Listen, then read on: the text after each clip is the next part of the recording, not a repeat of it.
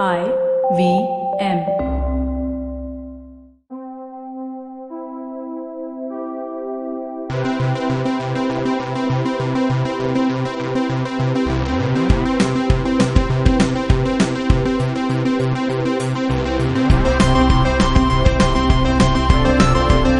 Hey everybody, welcome to a very special episode of the Geek Food Podcast with the trifecta. Jishnu Guha. Hello. Hi. Dinkar Dwivedi. Hello, I'm a factor. He's a factor.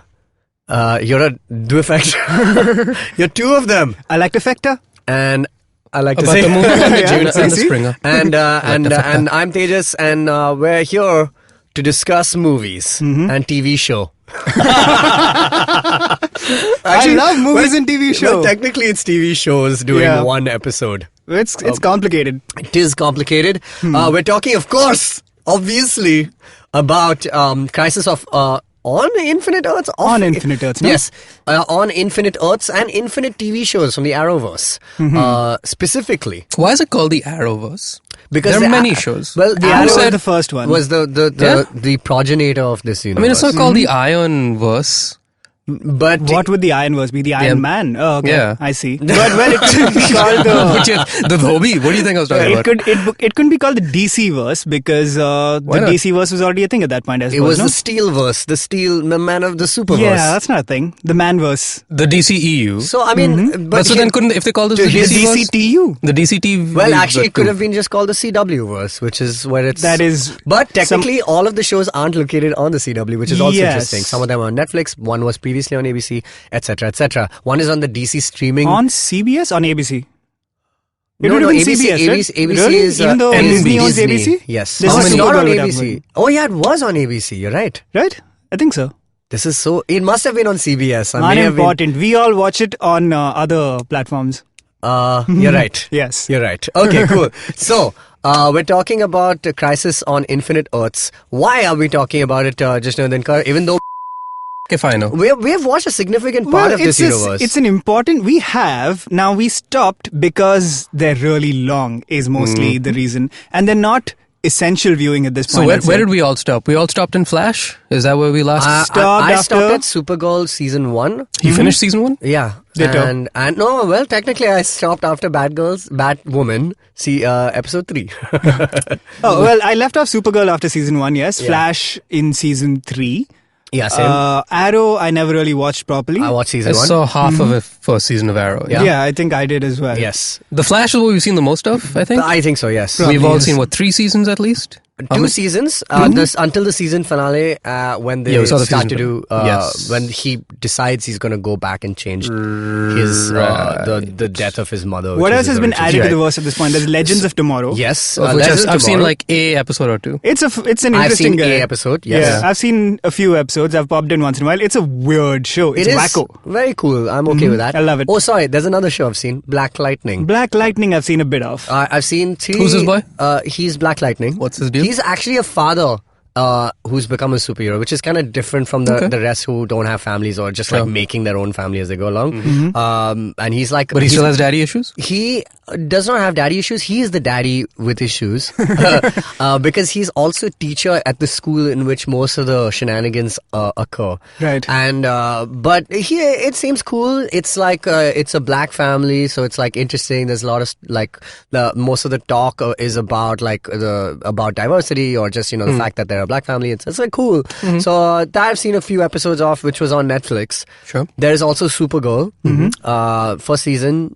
I really only watched that show for one reason, which is that, well, 2 reasons. One is that Jimmy Olsen was hot. Is hot Jimmy Olsen. Yeah. And second was that they foretold the arrival of John Jones, Martian Manhunter, who we all love, and see very little screen time of. He's a principal character in He Supergirl. is a principal character, so I watched it to see that guy. And most of the time he's in his human form, which is not as exciting. But they call him John Jones, and I'm like, cool.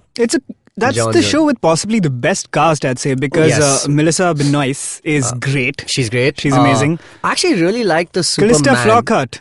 Yeah, Callista Flockhart. Is What? really fun in that show. Yeah, She's in that show? Yeah. Oh, shit. She's a boss. awesome. Jimmy Olsen's hot. John Jones is cool. And there's a Lexi's in it. Lexi is in it. Lexi's hot. Let's put it out there. Lexi Gray. She's the actor who played Gray's sister, but in that she was Gray's younger sister. Here she's Supergirl's older sister. Yes. And she gets really snazzy haircuts in this I actually show. don't know what Lexi's real name is now that I think about it. You've lost me. Okay, then I'll tell you who else is in that There show. are pretty people in this show. There are That's a good news. cameos. Let me explain. Lexi. One second, hold on. Wait, this is the Lexi important was part. Meredith's estranged sister who was raised by the dad. Meredith was raised by the mom. So, Lexi starts interning got at it. Meredith's hospital and goes up to meet her and she says, Meredith, I'm your sister. And Meredith is like, oh my god, this lady. Because the mom's side of the This family. lady. Yeah. Mom totally hated dad. So they grew up completely apart It's a and never parent knew trap. each other. It's a parent trap situation, sure. So yeah, it's complicated. Anyway, continue. This was a Grey's Anatomy update. Thank you. God. There is something really interesting that Superman and Lois are in this show, and they're played by Tyler Hoechlin. And I can't remember Lois's name, but she's really good actually. They are quite like emblematic of the original. Yeah, like, Tyler is very Chris Reeves, isn't it? Chris Reeves, and also a little bit of like the Dean Cain vibe is also Yes. there. Like that original Terry Hatcher Dean Cain show, Lois and Clark, which apparently there is a spin-off in the works. No, not even All of these would be it's been spin-offs, greenlit. technically. Technically, yes. I mean, how is Superman the spun-off show? Anyway, Wow. but as per usual, no mention of Batman. Sorry, there's one more Gotham show. is not part of this universe. No, is it is not. But Yeah. Titans is the worst show, by the Oh. way, of all of these. Is it? Batman. That's exactly the problem. There is such unnecessary F-bombs in the show. Like, what the f*** you talking about? I was like, dude, you're a Teen Titan, man. Stop it. Dude, you're not You're an cool. example for the rest of them. This is not making you more grown up. And they're all, oh my But god. it is supposed to be like the angsty... The girl who plays Raven is the worst actress. I swear. Yeah? She's so terrible. She cannot emote, and that's like one of my... I love Teen Titans, man. We watched both shows, the Young Justice. We've seen the original Teen Titans. We've seen Teen Titans Go. We've seen Teen Titans Go versus Teen Titans. So, insane that they messed this one up. However, it is tied into the Arrowverse. Another cool factoid. Yeah. This is what Abhimanyu reminded me, that one of the girl who plays White Canary is the daughter. Have you guys seen Mad Men? Yeah, but So ages the ago. daughter of his fake wife and blah blah blah. Oh, yeah, interesting. is White Canary. Anyway, there we go. So no Cool Batman. factoid. This was so much information. I'm really sorry. You're I gonna, asked wait, there's about the Arrowverse. a really hilarious point There's to this. more? Yeah. Oh, God. The fact that Batman is mentioned casually. It's like every time Abhimanyu are like, we're just watching this show to see Batman, it'll be like, he just walks out the door, a shadow passes, or like somebody's on the phone, we keep making it's like, oh yeah, Bruce, okay, thanks. It's like, yo, he's not there, man. It's one of those situations where it's the same person. Like, you know how you never see them in the same room together? It's one of those. Exactly. And the problem is, Teen Titans has one of my favorite characters, Robin, man. And not just any Robin, Dick Grayson Robin. He is the best OG Robin, yeah. He's the best Robin, and he becomes Nightwing, and he's the only man that Bruce Wayne trusts. That is canon, and they f***ed it up. Why? And- Because they're fighting now? No, because this show is so dumb. It's Right. damn dumb, and they have a second season now. Here's the other thing. There is another show, which is there called Doom Patrol. Doom Patrol. Doom Patrol is again not part of this verse. I What? think. in the It is in the world? same verse because it features in. It's got a backdoor pilot in Titans. No way. Yes, and that is the best episode apparently, according Who to the hell is everyone. the Doom So Patrol? Doom Patrol consists of like other fringe characters from the DC verse. somewhat, villainous almost. They're kind of like grey characters, yeah. but Brendan Fraser is in that, and Alan Tudyk too, no? Alan Tudyk. They are apparently that show is the best. I would Apparently watch it's very that good. show. Yes, yes. I would It's a totally watch DC that streaming exclusive. is like the issue. Titans originally was. Now it's come to Netflix, of course. But it's another 40 minute no, 22 it's not. It's like Ooh. 8 It's episodes. yeah, or something. Hey. Like that. There you go. Caught you your go. interest, haven't Done. we? Yeah. Now, here's the How problem. many shows discussing was this. this? Like Two? 7 at least? Fucking many. Too many, I agree, and there's going to be more. There are more. I believe It's an empire. It is an empire. Okay, cut to the chase. Now, What's with this crisis? Now, here's the problem. I've only seen one episode of Crisis And- on Infinite Earths. That Okay, was give us one the too many? background of Crisis and what episode you've seen. Well, Crisis is so basically in the 80s in DC Comics, they kind of all realized that all the writers were writing their own continuities, And this was becoming slightly confusing to fans who had become a lot more active in their, comic book reading, and they became like a lot more knowledgeable of how these characters interacting, etc.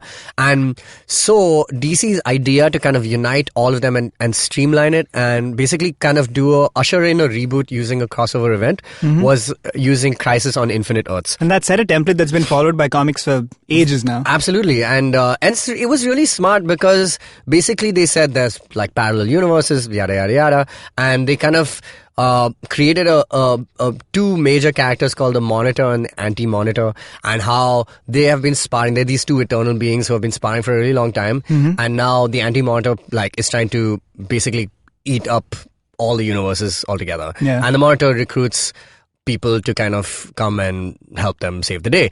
And so because of that, there's Superboy Prime, there's the Earth, like Batman Prime from Earth Prime, then so many Earth 22, this, that, all that shit. So so we get to see all these versions of them, and the ones they didn't like get axed in the show. It's in the crossover. So that was one of them. Then that became so popular that they decided to revisit it in the 90s with Infinite Crisis. Yeah. And then they did Crisis Final Team. Crisis in the last 10, 15 years. Which is the one that set up the New 52? Final Crisis, right? yes. Yeah. And the New 52 is my favorite reboot. It's the only reboot as It's far as a good I'm one. concerned. Yeah. And apart, then there was DC Zero. Anyway, blah, blah, blah. Complicated, but basically it's an excuse to clean house. They're Marie Kondoing the DC universe. But That's not the case here, right? They're not going to axe any of these shows. I don't know if they'll axe shows, but they will want to kind of create an entry point for viewers. I think that's the same effect that they want. They have done this multiple times. Like all of these shows have had flagship events where Yes. often there's crossovers. Like Legends of Tomorrow began as a backdoor pilot. Correct. Event. There was a Supergirl There is Flash actually crossover. two other previous events as such. There was Flash versus Arrow, and then there was Crisis on Two Earths. Yeah. Which is also an arc in the comics. Sorry. Yeah. Which is very good.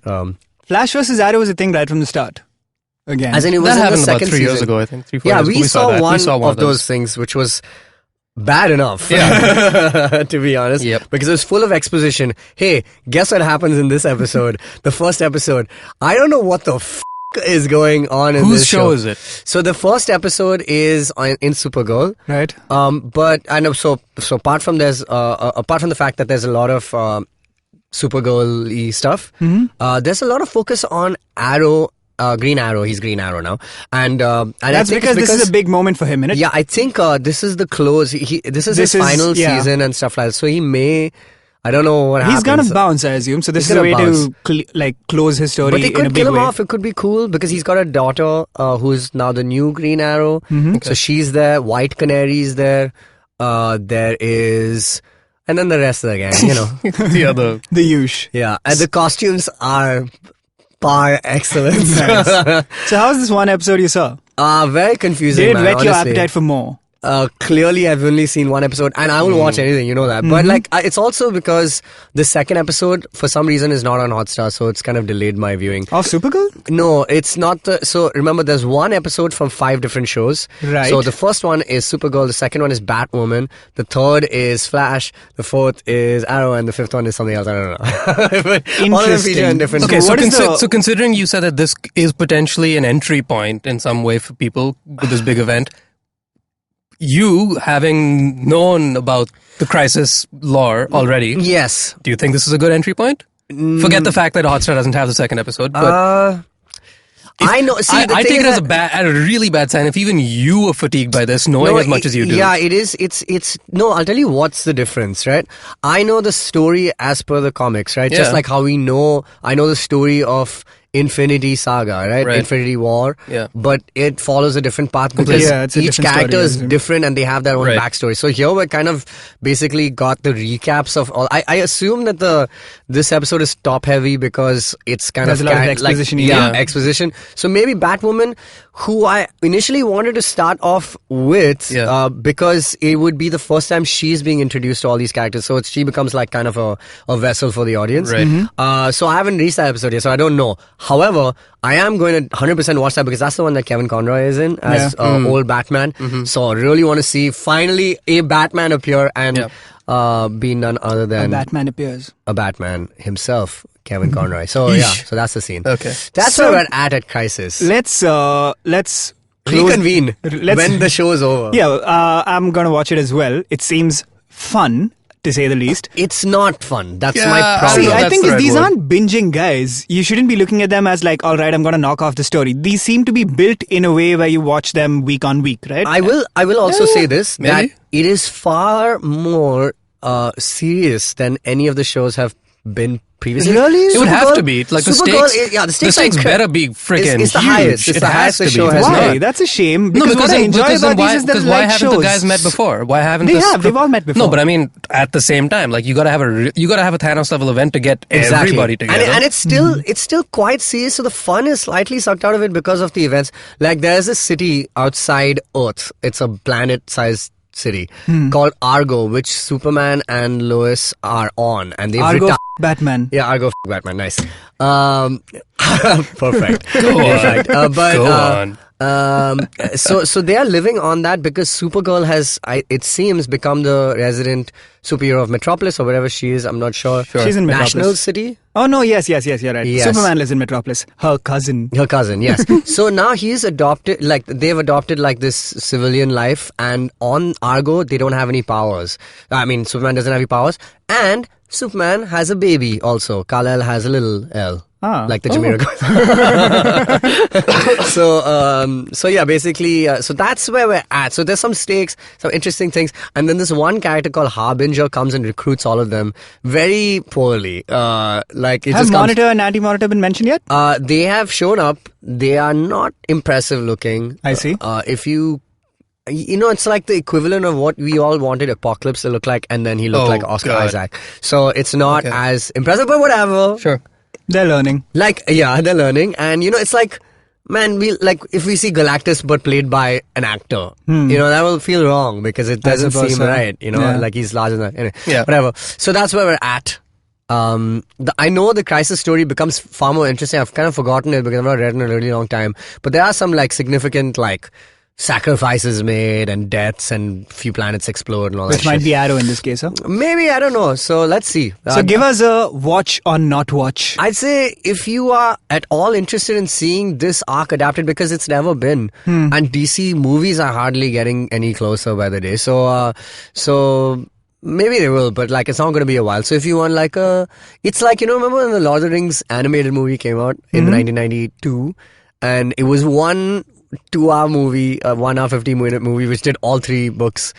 It's like that. You'd watch it because there's nothing else at that point. Yeah. Well, there was the BBC radio drama, which is excellent. Yeah, which is good. Yeah, so there we go. There's also Yes. been a lot of talk about the crossover between the movie and TV universes that apparently happens in this. I mean, there's so many leaks right now on the internet. So yeah, That's a scene that they've put out officially, like, yo, check this out, because clearly it's a way for them to Yeah, generate you're interest. right. I don't think it's relevant to the plot, because it's an after-credit scene, you're telling me, Jishnu? It's like some sort of ending to either a post-credit or... I mean, I'm this is pure It's hearsay. like how Ezra Miller popped up in this one, BVS. in BVS. Exactly. Which was the greatest scene in that but movie. it's the exact same thing. I was trying to think of the name. He was talking about what's Cyborg's name? Cyborg. No, the dude's name. Ray Winston. Ray? Yeah. Ray? Yeah. So, that he name drops Ray. No, wait. Who are you talking? The actor, right?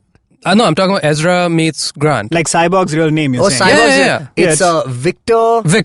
Victor, that's his name. Victor Whatever. Anyway, Crumb. look, point Freeze. is, Victor Freeze. point What is, is his name? my My God, shame takeaway, on us. without Yeah. having seen Crisis, my takeaway was the fact that the internet is mainly talking about a singular scene in isolation where Flash meets Flash, and it's TV Flash meets movie Flash, and movie Flash says nothing but, TV Flash can't believe what he's seeing because he's like, holy crap, it's another Flash. Movie Flash says, He's There's a done high other production budget. flashes multiple times by this point. By I the know, way. exactly. And yet he's like, I wait, know. one more of you But- guys. At this point, you should just so- be like, hey, what's up? Where are you from? So all people are talking about, despite across 5 properties and 5 shows, whatever the arc was, seems to be talking about that. What they're mainly talking about the fact is that movie Flash enters TV Flash's world and doesn't say anything other than, holy crap, Victor was right. Which means that movie Flash movie Flash and friends have been trying to do their own multiversing for a Yeah. while. So it's just, Oh, man. it didn't sit well with me because of the fact that like post the events of Marvel's stab at this type of cross contamination that they're doing from TV to film, people are still talking about the repercussions of the events of the Infinity Saga on screen. Right. But nobody seems to be, well, not nobody, but the majority of people seem to be talking only about cameo. the fact that they've opened a door, which Marvel had been telling us they were going to open for years, and they stuck the landing beautifully on that. But they're still not going to do it with this thing, right? That like... Where will they do it, though? Is the Flash solo movie still on?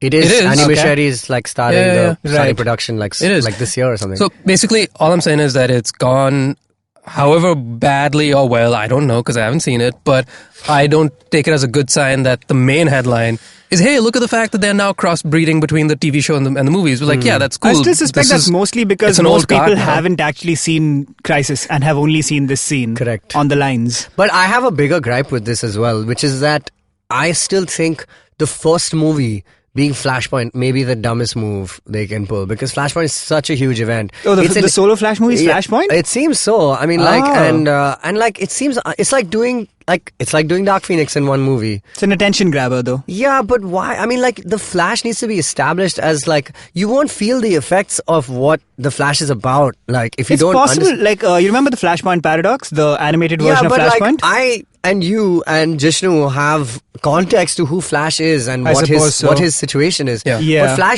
Flashpoint. So when Flashpoint comes, it's like, okay, cool. This is going to be like most people's first entry to Flash. Not discounting obviously Justice League, but we should. Yeah. And and I feel like you're not going to do justice to it if it's like, and pun intended, if you just open with his best arc. Right. Yeah. You know, and I'm really disappointed by that. It's like starting X-Men with Dark Phoenix. Yeah. Like, what the f***? How Right. can you do that? Very difficult. Anyway, We'll see. so that's Crisis. Hmm? And also Crisis on Infinite. Let's move on after this break. Hey everybody, an awesome week on IVM Podcast is coming up for you. If you aren't following us on social media, please do. We're everywhere. We're on Twitter, Facebook, and Instagram as IVM Podcast. We're also on LinkedIn, and I'm going to be putting a lot more stuff on that platform too. We'd also like to thank our sponsors this week, HDFC Life and Storytel, for their continued support. And remember, if you think you or your brand can benefit by working with us or, sponsoring shows for us, we'd really appreciate that. So just a last call to everybody, please do fill out our listener survey if you want your voice to count on the future of IVM. It would be great to get your input right now. We're going to keep the listener survey up till the 7th of February 2020. Please do fill it in. We'd really, really do appreciate your help. On Advertising is Dead, Varun talks to content creators Pulkit Kochar and Viraj Gilani at Pocket Aces about how they create content and how to have your hands in multiple pots. On Geek Fruit, Jishnu talks about the new Dolittle movie. Dinkar and Tejas give their take on 1917. And all three of them try and figure out what's happening with CW's Crisis crossover. On Golgappa, Trupti is joined by Pranit Chilimkar, who talks to her about fitness and health. On The Habit Coach, Ashton talks about the importance of doing the research before deciding and settling on something, be it health-related or not. On What a Player, Mikhail and Dudeja talk about the India vs New Zealand T20 matches and Virat Kohli dropping a catch during the second game. On Paisa Vaisa, Anupam is joined by Avinash Luthria, a SEBI-registered investment advisor, to talk about 5 common misconceptions around investing. On Pulya Bazi, hosts Saurabh and Pranay discuss the randomized control trials that led to the Economics Nobel Prize. On Postcards from Nowhere, Utsav shares experiences from his 17-hour train journey to Uzbekistan. On GBCD, Sunetra and Farah talk about their preferences for their sexual partners and discuss if that can lead to bias and prejudice. On Thanle Harate, the Kannada podcast, Gautam Shenoy joins Ganesh Chakravarti to talk about science fiction and its influence on society. And with that, let's get you on with your show. Hey guys, we're back. We're talking about another thing. Today's Jishnu. episode is very random. It's a mixed bag. It's a mixed bag. We don't do this very often. I Typically, think. we do analyses, but Yes. today I suppose we're doing Pitch meetings. quick reviews, yeah. Elevator pitch. So reviews. Elevator Give us your review. reviews of this film you've seen. What is this film? Do you like the environment? I love the environment. no. Do you like living It's creatures? my favorite place to live. Do you like living creatures? You mean the Paryavaran? Yeah. That's what it is. Do you like the Welsh? The Welsh. The Welsh accent? Yeah, Sure, yeah, it's interesting, if not intelligible. Well, this movie has Wales and Wales people. Explain. What is this film called? It has first of all? You whales? have not It named has it Wales, yet. yeah. As in Wales. Yeah, like Wales. Like blue whales. Yeah. Nice. And Wales, the place, the country? well, the people from the country. It's set in Wales, is it? No, it's set in somewhere in England. Dolittle is the movie. Dolittle. Robert Downey Jr. is the man. Yeah. And it does little. it does. No, well, I was pleasantly surprised. Let me tell you this. Okay. It's been a long time since I've seen a kids movie on a Sunday afternoon at peak kids time Right. in a theater. So I was really curious to see what that experience would be like, because usually when I watch movies in the theater, it's probably like a late night show, and usually on like a random weekday because we don't have real jobs. And so there are very few people, and if there are, they're mainly adults. So I was like, oh wow, it's a room of 200 screaming children. Let's see how this goes. And you know what I realized? Kids don't pay attention. Yeah. I forgot about that. And I'm glad that it was this movie that I chose to do it with, because my F's levels were so low it didn't matter to me at all. I was like, it's fine if they're asking. Yeah, like they asked a million times, Ma, why is there a lion on screen? And I was like, it's Dolittle, that's why. Like, there's obviously a lion How on do you screen. not know this? Have you not been following the Dolittle-verse? So here's the thing. It makes complete sense that this is his first outing post MCU, because Why? he's been doing it for 10 years. He's been acting across from tennis balls for 10 years straight. That his first step out of the suit is into another suit, which is arguably just as esoteric and weird looking. What does Dolittle wear? This Dolittle is based upon apparently a real guy, a real Welshman. Wait, so this Dolittle is like the original 1961 Dolittle, In which that- is that like it's a white dude who's in England and yes, okay. yeah. Not like Eddie Not Murphy Eddie style. Murphy style. And so he is a hermit. Think Radagast from The Hobbit, like twigs in his hair and very unkempt looking. And he's Welsh, so he sounds hilarious. Is he like a Dr. Livingston, I presume? Ish, yeah, sort of like that. He, the story is he's a widower, and him and his wife ran this mansion in the middle of the jungle where they would rehabilitate animals, and then They bought a zoo. and then she dies tragically, and then he becomes a hermit, and he's like, screw this, I don't want to do anything. So he says F you to mankind and is now just living amongst the animals. Next Who thing are you know, his friends? who are his friends, as one does when you can speak to them. But he has the powers. He has the powers. Nice. Like he's just Jesus. He just has these powers somehow. And the story just revolves around somehow two little kids who I forget how they even know each other. It's but Dolittle featuring the Dolittle? it's yeah. Well, Thank you. Shabash. All right. It's two This is the kids. Geek Food Podcast. It's two kids who are sent on an errand on behalf of the Queen of England What? to. She's in this? She's still kicking around, dude. But the Queen of England, here's the thing. She's a youngin. She's like 20s or 30s. Wait, what year is Weird, this set? Weird. Yeah, is this modern day? No, this is Okay. back when ships were a thing. Oh, that's why she's in her 20s and 30s. I mean, there are many queens who have This been is our- 20s. Which and queen is 30s. our queen of our century, right? I don't know if it's Lizzie or Vicky. It could be any queen. It's It doesn't Lizzie. matter. I don't know. It doesn't matter. They Look, don't name her, huh? Point is, Is there's a it, queen. okay, is it the 20th century? Let's not get bogged down Or in the 19th details, century. guys. Forget about the details. Is the queen in this? or No, not? yeah, she's in it. Okay. But doesn't say much. Right. No, Because what year is it set I in? don't know. It doesn't matter. No, is it turn of the century? Nobody cares. It's a back in sure, the day. Sure. It's sometime in the past couple of hundred. No, I'm sure there. Okay, what is this message? Yeah. So Queen is dying, and Oh, she's no. in bed. Even though she's a young gun. She's a young one. That's how and far back it was. They didn't that- have medicine. She's dying. They don't know why. And for some reason, like a 12-year-old and his friend, the So they go to a 16-year-old. vet? Let me finish. Sorry. Baba. Yeah. So a they're 12-year-old and a 16-ish-year-old, for some reason, end up going into the jungle trying to find Dolittle. And they- Dolittle, welcome to the jungle? So they find Mr. Little, and he's like, no, screw you. And then they're like, no, but please. And hilarity ensues, and he's like, okay, fine, I'll do it. What are they looking for in the jungle? Dolittle. Oh, they're looking for Dolittle. They're looking for Dolittle because Right. for some reason they realize this is the only guy that can save her. I don't know. It doesn't matter. She's an animal, huh? It doesn't matter. So, Yes. look, they go to find Dolittle. They find the Little. I thought he said screw you, little. Yes, he said Okay. screw you, but then they said, please, sir, can I have some more? And then funny So this things is all happen. we're still setting the scene. This yes, isn't the actual yes, story. I haven't even set the table yet, and you're interrupting me. Okay. Set. So, they get Mr. Little. He says fine. He cleans himself up. He looks prim and proper. What's Dolittle's first name? John. Doctor. John Dolittle. So they then go off on an ostrich voiced by Kumail Nanjiani. Nice. And Stuber, he's like the Stuber in that. yes. And what's his face? He has a dog voiced by Tom Holland. He has a polar bear voiced by John Cena. Okay. He has a Selena Gomez. Is he and a whole there bunch on of people. screen? he has No, a no. Selena Gomez? He has Selena Gomez. rarest bird. So this is the best part of the movie. So he shows up in London. He's at Buckingham Palace. They're like, yo, save the Queen. She's dying of some ailment. We don't know what it is. He deduces because the octopus living in her fish tank in her bedroom tells him, hey, by the way, I think she swallowed some herb of the plant of doom. And he's like, aha, she's been poisoned by the plant of doom. There is only one antidote in this island that doesn't exist. But luckily, my dead wife, she found the treasure map, and it's basically... It's a quest. It's a quest. I love a quest. So it's a fun quest, right? And he goes off on an adventure. But now, who, you ask, is at her bedside, minding over her? Best surprise.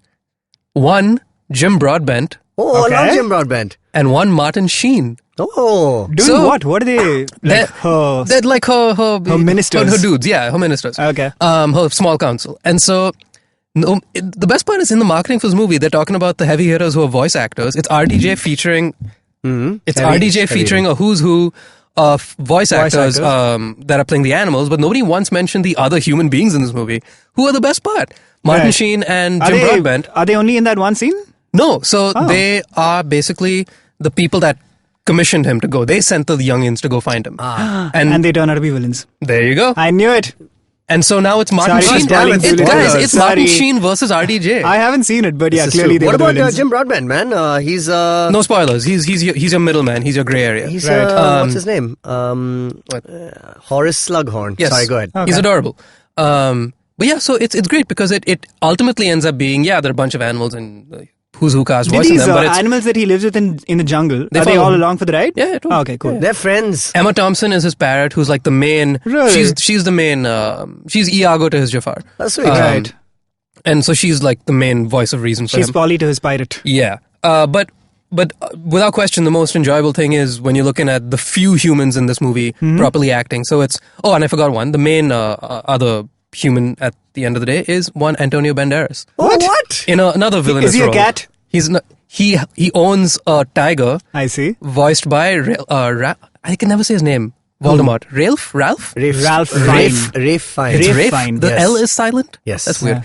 Rafe Fiennes, yeah. So Antonio Banderas owns a Rafe Fiennes. I see. And he's six. Rafe Fiennes is great in anything. So it's a lot of fun. It's okay, so this movie surprisingly has been universally like fucking trashed. Yeah, because I think people had expectations for some reason. Really? I was like, why on earth did you expect anything This is a from Disney movie, yes? I don't know. It is a Disney movie. Sure. Okay. Let's go with it. And RDJ He's a company only man. does- Yeah, he's a company man. He does only Yeah. Disney Now, movies. this seems to be a fun kids movie. Is it fun / funny? It is. You laughed? I laughed. The one thing had that I a would say laugh. that for me, being a filmmaker and knowing how the sausage is made, there are some things that I can't like unsee. And the one thing that was a little off-putting consistently was, obviously, you know that in the majority of this movie, it's just RDJ versus a bunch of animals for the bulk of it. So you know he's acting opposite. Are the kids not along for the ride? The two kids are there, but they're very tertiary. Okay. But so you know he's acting across tennis balls through the majority of this. And unlike in the MCU where he also is doing that a lot, it just seemed a little separate. It didn't help with the fact that he has his Welsh accent, which is pretty good. But the ADR job on this was a little off-putting. Like, clearly the animals have been ADR'd. He also sounded like he was ADR'd constantly. Because he went for the really high-pitched Welsh voice, like almost in that like vaguely racist leprechaun Irish kind of Give like us a sample. Oh, no. He went with that. And Robert Downey Jr., man. He doesn't away with shit. He doesn't have the deepest voice for sure, but he has a relatively like average deep man voice, right? Yeah. But so when he chose to do this character, he's always in this uplifting thing. So like even when he's fighting a freaking tiger to save his life, he's like, "No, stay back." I'm like, what? Weird. But then in comes Martin Sheen. so funny. And then in comes Martin Sheen with a Dick Dastardly mustache and like, "I will get you. This will be the last day you ever try to defy me." And then it works because it's two hilariously weird actors. I feel like I don't even watch this movie. This guy's doing a good So job. it was fun. I'm seeing it right now. Yeah. I would recommend. This is amazing. You would recommend? I would huh? recommend. Wow. I see. So why do you think that this movie got very low I think like critics because reviews? like I said, people thought it was going to be like it's nothing amazing, but if you want a fun mind like An you will love average this kids movie. Oh yeah, thank you. You will love this movie. It's like it's not going to like live in memory for any reason at all. Right. But it's a fun time. It's a fun ride, Fair and enough. it's harmless Yeah, fun. it's a Disney movie, man. Yeah, it's like it's. Maybe. We didn't see this I movie? thought we haven't. I thought we didn't determine whether it's Disney or not. Is it? I think so, man. Dolittle must be public domain at this point, no? then it's Disney. All right. So, okay, interesting. Yeah. Tell us this. Is it very different, his accent from his like Sherlock character? Oh my God, yes. Yeah? Yeah, So, he I'm The sure Sherlock character is pretty much just a neutral accent, no? No, he's Not even going really a for- British I know, he's not accent. going for like an authentic. I mean, compared to Jude Law, who's like by his side pretty Yeah. much the whole Yeah, film. yeah. Okay, interesting, man. A thing that I read about the movie that was off-putting to maybe critics was like the potty humor. There's Or is potty that- humor in this. Was there a lot of that? Nothing that stood out as weird. Okay. Okay. Then why Yeah. are people... This is so silly, man. Or is this just one of those movies which is just like... But I mean, I can see Randomly- critics having an issue with potty humor Why? because they think kids are smarter than that. I don't know. I mean, they maybe, but like kids also enjoy potty humor. Yeah, I that's suppose the so. best. Did What's you not to enjoy the comedy of this film? How much of this Yeah. potty humor is there? I honestly didn't register Oh, any so there's not that much. substantial potty humor. I would think there's like a significant amount of animals pooping jokes. Yeah, is that No. pooping, farting jokes? I mean, yes, yeah. There is one scene with like it's a climactic moment that involves a fart. It's like the climax of the movie. The entire thing is It hinges unlocked by a fart. on a fart. Yes, I'll just tell you that. That I won't say more. Hinges on a fart. It's a new band. Love that band. Great album. Oh, you title. like Hinges on a Fart so much? Name 3 of the albums. Oh man. All right. Interesting. Yeah. So Go you're on, giving sorry. this an unabashed recommend? I do. I Wow. see. Today's full of Interesting. surprises. Yeah. This is most definitely a surprise. Go see this movie, okay. kids. Is it essential watching? Like, should we all Not- go out and watch it right now? Not at all. I'll answer that. None of what we do is essential Is it watching. far from essential? Having said that, let's take a break Oh, yeah. and we'll come back and maybe we will talk about an essential Oh, that'd be a twist. movie to watch. How many times have you motivated yourself to improve your sleep, or lose weight, or be more productive? How many times have you failed? Hi, my name is Ashton Doctor. Tune into my show, The Habit Coach Podcast, where we focus on creating small, tiny habits to improve your life instead of those big, impossible tasks. So make listening to me a habit every Monday, Wednesday, and Friday on the IVM Podcast app or ivmpodcast.com or on your favorite podcasting app. Hey guys, we're back. We're talking about random movies and the TV show and some other stuff. Stuff that is out as we speak. Yes, so we just spoke about Crisis on Infinite Earths. We've spoken about Dolittle, which Jishnu has seen, and pleasantly surprised by it, I assume. Yeah. Yeah, cool. One assumes. That's great, man, because I like it when a movie is like trashed but somebody gives it like a good review, because I feel like I'm in that position all the time. But anyway, let's move to the final movie that we were going to talk about, which is 1917 by Sam Mendes, That's a left turn. written by Sam Mendes, Yeah.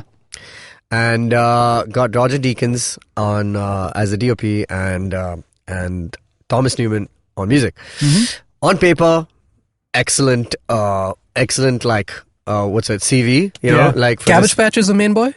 Cabbage Patch? Isn't he in this movie? No, Who's he's Cabbage not. Patch? Benedict? Cumberbatch. Oh, Cumberbatch. No, No, he's not. No, there's... He was in another war movie. If you watch trailers, he is in this movie, yes. But Oh, he isn't, okay. they advertise this cast of like heavy hitters. There are heavy hitters, But the main 2 characters Yes. who you spend the entirety of the one scene in this movie with Yes. are not anybody you'd know. Do you know them? No, they have been deliberately chosen because they Right. weren't very popular actors. Too young. Yeah, and that makes complete sense as you watch Yeah, the it's movie. good. Everyone I like- else is basically just people they encounter on the way. No one Yes. in a That's good. I in like a that. pivotal role. I like that. Oh yeah. Formula. Straight up, this is the best movie I think of last year. Like in a sense, like one of the best movies I've seen. Oh, I thought- Awesome. Is it from this year? It is from last year, I believe. I will because say it's the best movie of 1970. of 1970 for damn Yeah. sure. But you know, when I saw this trailer for this film, I've always had this impression, I mean, when you and I talk about this a lot, that maybe Sam Mendes is trying to be Chris Nolan too many times. Like, well, he's kind of suggested it that he was very inspired by The Dark Knight when he made Skyfall, and you can see some of the Sure. references there. Then, like a couple of things like that. And so when we saw the trailer of this film, I was like, oh, I guess he just wants to do his Dunkirk. He's doing a Dunkirk. Yeah. Oh my God, this movie surpasses that. And Awesome. in so many ways. Please tell me the story is more substantial. The story. So the story Not is necessarily. It's not necessarily okay. Oh, okay. I think the story of 1917 is that of any war film where it's like there's a war happening, there are casualties, and there are people trying to survive, right? And the emotions of war obviously are brought in. The stakes are slightly different is the main thing. The stakes are different. It's a little Saving Private Hour. It is Saving Private Hour. I was going to say, is it insular just about one character's story particularly? Well, two characters. Sure. Yeah. Look, the gist of it is these two young soldiers are given this task of delivering a message across enemy lines. They have to cross through no man's land and like a bunch of other obstacles. And one woman is not there to save them. She isn't. And they have to get this message to a troop that's about to attack. Right. And obviously they go with one of the people who's about to attack, their brother. Yeah. So because that basically, gives you stakes, and they're like, well, if he's going to save his brother's life, then he better do this, right? So they call in these two kids, and they go like, do this, because if this attack happens, we're screwed, because it turns out there's a... So everything depends on you getting from A to B across enemy. And that's the entire point of the movie. There's no WhatsApp, there's nothing. These two have to physically go from point A to point B to get there. So what now everybody's talking about this, the fact that it's a Birdman-esque one-shot movie. Yeah. How much is that in the way or in your face about it? It's perfect. I would say it's very justified. It's very justified, yes. Because there is this... essentially, you're traveling along with these two the entire time. So it makes a lot of sense not to cut away to anything we never else. leave their side, essentially. No, you can't. You can't, really. yeah. Awesome, that's great. Yeah. That's the cool thing about it is that when you're watching the film, because they're two characters, like there are moments... First of all, I don't know, this felt like... For me, it felt like a video game. Yes. In many ways. And is that a good thing or a bad thing? In an amazing way. Awesome. You know what it reminded me most of? Have you played this game called Limbo? Or Inside? Yes, I played Inside. It's a lot like Inside, because it's just one scene, essentially, right? It's like one movement. One never-ending movement. But where the camera chooses to go, like to follow, it's like deliberately done to either kind of bring attention to something or mask something else. So it's like very deliberate in-camera editing. As it should. Just... I was really, really impressed. And the interesting thing is that, as you know, obviously going in, I mean, if it's one of us going in to watch this movie, we know that it's a one-shot film, and seemingly, and I'm putting air quotes here. Of course, yeah, they had to hide cuts. Yeah, cuts. But when it starts, you're like, okay, cool, I get it. I know this is not gonna end. Yeah. But as it continues, it gets just seriously more and more impressive. Awesome. I don't know. What did you think, man? As a technical feat, it is beyond impressive. It's absolutely astonishing. But what I really enjoyed was that at no point did it overshadow the actual movie to me. Good. So the gimmick didn't get in the way for you, not at all. In fact, I think, like I said, the gimmick is essential to the way the story is being told, because they're not telling this bigger story about the war, really. Right. It's not even really about who's good or who's bad. It's just like these two guys have to do this thing. It's a personal journey then. It's a personal journey, and it's more a commentary on like freaking war, man. It's kind of pointless, isn't it? In fact, it is a very personal story, because Sam Mendes wrote this film, and like it's interesting because I thought like I started off by saying that I thought he just wanted to make his war film or like his Dunkirk, but this is apparently a very personal story because Sam Mendes's grandfather was serving in the First World War, and he would never tell his son, basically his Sam Mendes' father, any of the stories, because he was like, I don't want to talk about it. But the moment like he was born, when he was a kid, he used to start telling Sam Mendes all these stories, and he kind of pieced a narrative out of all these different stories of people that his grandfather actually knew, things that he actually did. So what comes across is a very personal account, and it is by the virtue of it following just two people, essentially. And that just makes it like a lot more like what Dunkirk was not, in fact. Dunkirk is a very like macro kind of view of three different parts of this war, and how, these people come to save them. And this is just about these two guys, and that's it. So you in that sense, it is very different from Dunkirk. But I will say the comparisons are not unwarranted, because both of them essentially take this really visceral approach to talking to you about the war, right? And even Dunkirk's idea of fracturing the timeline up and stuff was essentially to put viewers in the mindset of what happens in a war. And that is a similar gimmick that they're going for here. I think both of them really work. I feel like Dunkirk, my problem with Dunkirk was that I didn't get invested in any maybe one Because character. there's too much hopping around? There was a little bit of hopping around. Obviously, we can't really side with Tom Hardy's character because he's in that he's in the plane all the time. He's jockeying, and like Kenneth Branagh was maybe one character we could have gotten invested in, but you don't. Yeah. There's not enough time. Yeah. Mark Rylance is there, who's kind of good, and that little thing with him and the kid. And what's his name? Cillian Murphy, who doesn't want to go back, but he's like chosen to go back, and so that was good. And then there's the kid. So And Harry Styles. yeah, Kid and Harry Styles are in the same bunch of in the same troops basically. Oh, that's who you're referring to as the kid. Yes. Okay. A different kid, not Harry Styles. Right, yeah. And I thought you were talking about the kid that On the Killian boat. meets on the boat. Yeah. Oh no! Okay, I Anyway. totally forgot about that. See, the case in point, it's a little, the point is that all over because the we're place. oscillating between these stories, Yep. I couldn't You don't have dig. enough. Yeah. Here, I do enjoy those characters. Like, Killian's character is really good. His and a is very good, interesting one. But I'm also associated with the fact that I know Cillian Murphy and I know Mark Rylance, Right, and I know exactly. they will Right. deliver. I think Okay. a big problem Dunkirk had was the fact that since he chose very deliberately to not have too much dialogue and not to have too much character back and forth banter, which is the only, I think, arguably the best way to get to know somebody is when you hear them speak and talk to somebody else and portray themselves in a certain light or not. Yeah. When Nolan makes a movie where he's like, it's all about the soundtrack and the soundscape, Yes. and the visceral nature of impending doom constantly on Right, everybody's right. faces. You're looking at a bunch of people who look like they've seen a ghost for about 2 hours, and you believe that they've seen a ghost because you hear it in the beautiful soundtrack and in that that drone that he's now infamous for. But I didn't get to know who was getting scared. I believed, yes, I was terrified too. I was like, shit, this is not going to end well. This is incredibly, it's almost like a cousin of Mad Max, and that it's like that roller coaster of like, oh God, like this is just never going to stop. But I don't know who I'm rooting for here. All I know is I'm uneasy as Nolan wants me to be. Yeah, that's so true. he's like, he did his job. I just didn't like the job that he did. Right. You know what I mean? Interestingly, like, he did the Shah- job well. I would just agree with it. So interestingly, in this movie, the cool thing about having like unknown actors in this is that the stakes are immediately high because you don't know whether they're important enough for you to care. Like you don't know how much you want to They invest. own it Yeah, straight and away. they just Yeah. do it. And like that's what I found like really really cool about it. That once we get to the midpoint of the film, you're just like, well. Yeah. That was man.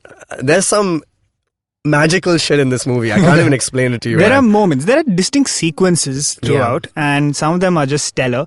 I will say, I don't think the characters in this movie are super developed either, and kind of by design. By design, yes. Yeah, it's I like agree. here are two everymen. You get like the barest gist of like, this is what this guy's about, this is what this guy's about, chalo, on your way. And everyone else who you meet along the way, they're all essentially there for a scene at best. Yeah, and they're Right? great, by the way. But they're So all well used. really good in their Well used, moments. yeah. And there are sequences which, man, really just hit you. Like right at the start, you have these scenes that snake through all the dugouts that they have, where you just pass people who are doing like the weirdest, randomest Insane, stuff. yeah. And it tells you about how war can be both really mundane and yet really depressing. So I think all of that comes across really well. I think the setting is immaculate in this film. The other thing I have to talk about is the music. My God, I have not been Thomas Newman? Thomas Newman. Thomas First of Newman. all, who's my boy? He's done WALL-E. He did Finding Nemo. He's done American Beauty, the plastic bag scene, all that shit. He's incredible. This movie, man, like I'm still thinking about it. Like, still thinking about the music. It's almost like sci-fi, man. like you when you hear it, and I recommend everybody watch this in the theater.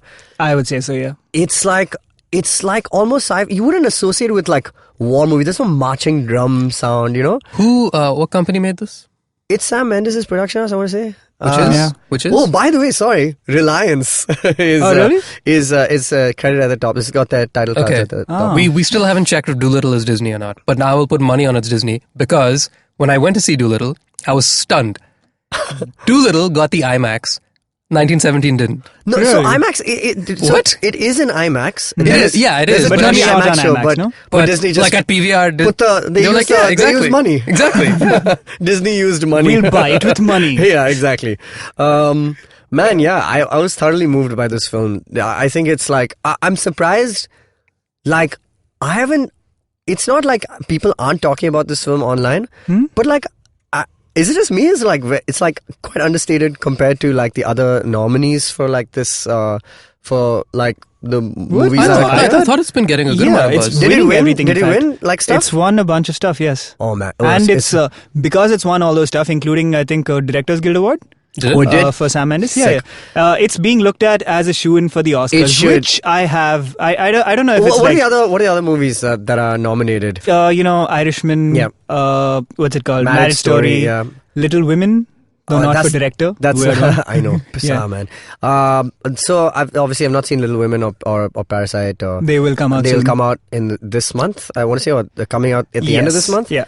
I've seen the others. I've not seen Irishman, but I've seen Marriage Story and. I think, and obviously we've seen Joker, but the shoe-in. The shoe-in, no man. Oh, yo, the best picture. I mean, I've not seen the other movies, but like, this movie's pretty up there for me. Like, I know it's the whole thing about, this is white men's stories and stuff like that. I get it. No, that's not why. I think my one possible. I mean, that was the issue, right? Like, there's no diversity in the lineup of nominees, which I agree. I mean, like, but that's not against 1917 in particular. That's against the Oscars. Yeah. Yeah, no, I'm just saying, did you see Melissa Villaseñor's White Male Rage song on SNL? It was funny, okay? She did this whole bit about how all the nominees is about white male rage. And I get it, like, World War is peak like that, right? But man, this is one of the best war movies I've seen. I can't believe I'm saying it. Like, it's beautifully, man, Roger Deakins steps his game up like almost every year. The man is like, 70 years old or some shit? He's like, he did Blade Runner 2049, which is like beautiful. He's done Skyfall, he's done all that. No, this movie, man, it's like, it's the next level, dude. I can't even, I was watching the behind the scenes of how they made this. And Birdman, of course, it's set in this whole, one compound area, which is on Broadway. Yeah, the theater. This is across the It's a challenge for sure. I don't even know how they did some of this stuff, man. Like, it's insane. Like, on a technical point of view, which has to be addressed, man. It is a marvel, man. Like, and I'm just like, I was just blown away by this film because I think I went in with very okay expectations because I did not expect it to be this good, and I was thoroughly like wow. Agreed. I wouldn't say it's like I absolutely love this movie. I don't know if it's my favorite war movie of all time. But I mean, it's tough to say that compared to. But it does move you. What is your favorite war movie? Out of interest. Saving Private Hour. Okay. Probably. Great. Thin Red Line. Thin Red Line. I was just going to say great. also.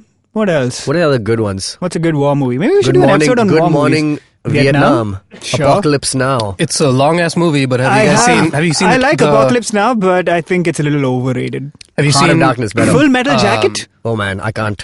I can't watch a dark one. It's a movie, Band of Brothers.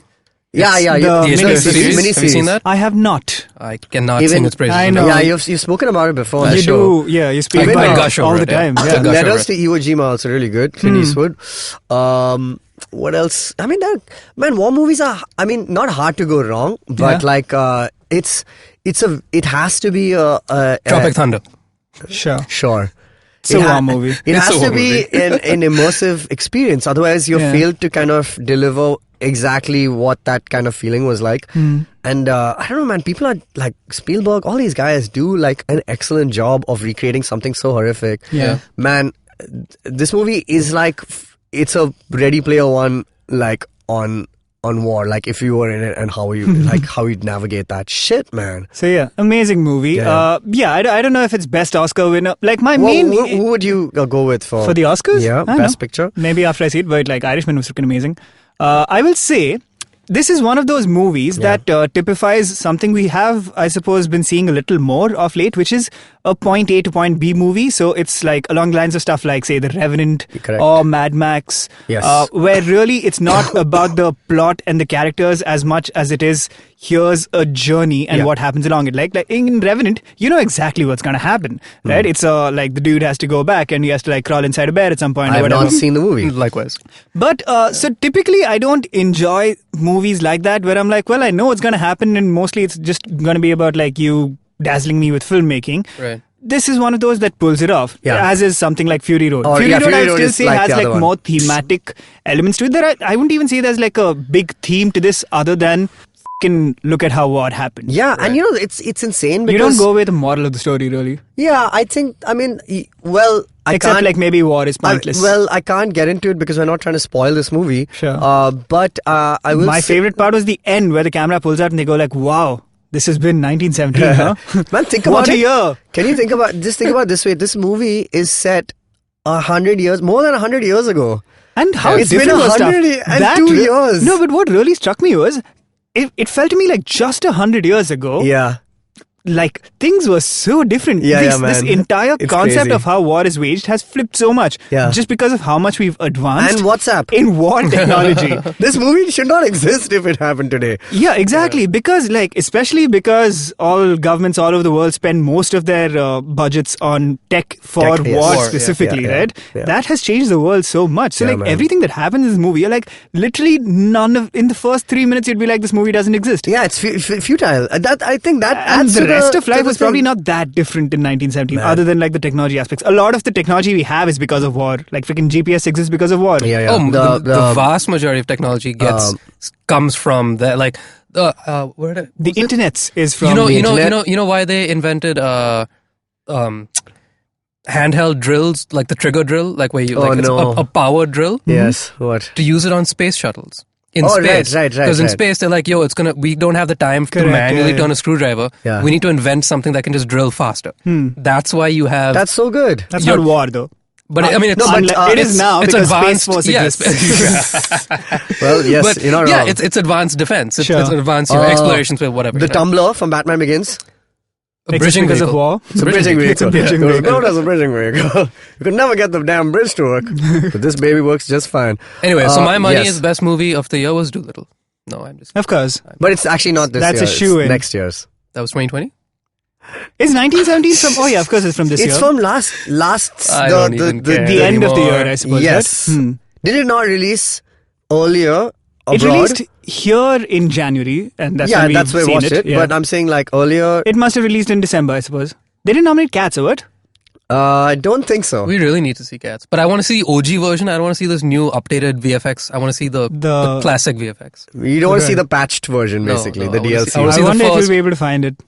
It's got to be somewhere. I'm Yeah, sure I it mean, is. what the fuck?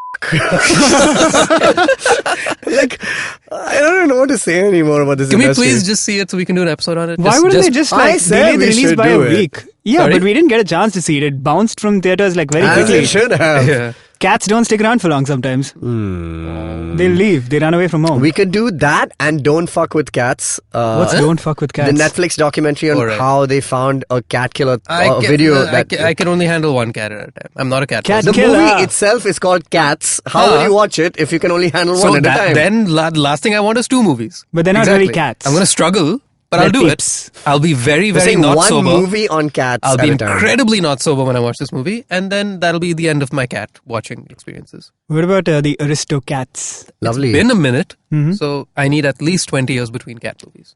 Okay, so we Just so should you can come just come to back my and house. do an episode on cats, Yes. cat movies in Hey, general, man, I and an wanna- episode on war movies. And let's just do one on all vampire movies. Come on. I Sure. want to How have many my are- say on Dracula. How many are there? There's so many. I haven't seen many. There's been a Dracula movie Okay, I just saw, for this reason, a Dracula Untold Right. with Luke Evans, which I believe was supposed to be part of the Dark Is that the one where Universe. they don't tell? Yes, it's about Vlad the Impaler, so it's like the original Drac. Anyway, then there's Bram Stoker's Dracula, which is Gary Oldman, Keanu Reeves, terrible. But there's Interview with a Vampire, I've seen Brad Pitt. Yeah. Then there is the original Christopher Lee Dracula stuff. Then there's What We Do in the Shadows, Season 2, which has Mark Hamill now in I'm it. so excited. So, Have you seen the TV show? I've not. I've only I've seen the not. movie. I So, love the movie. But yeah, I've seen the movie as well. So, And many Blade. how can I forget? The Blade. The Blade. And now we've got the new Blade. Cool. So Yes. next week? Cottonmouth. Okay, great. Chalo. Bye.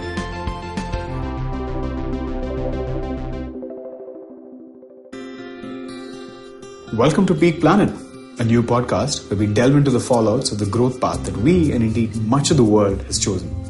Sustainable growth is the buzzword. Until we nail that down, we need to ensure that we keep our population healthy and also have the resources for our increasingly urban lifestyles. I'm Karthik Ganesan, a researcher at the Council on Energy, Environment and Water, a Delhi-based policy research institute where for almost a decade we've been trying to explain and change the use, reuse and misuse of our resources. In the first season of Peak Planet, we take up air pollution, public enemy number 1 and an invisible one at that. Increasingly, the most important risk factor for adverse health outcomes, air pollution has become the most unwanted byproduct for an aggressively growing economy. Over 4 episodes, we find out how prepared our systems are to deal with this crisis. You can catch the entire first season of Peak Planet out now on the IVM Podcasts app or website, or wherever you get your podcast from.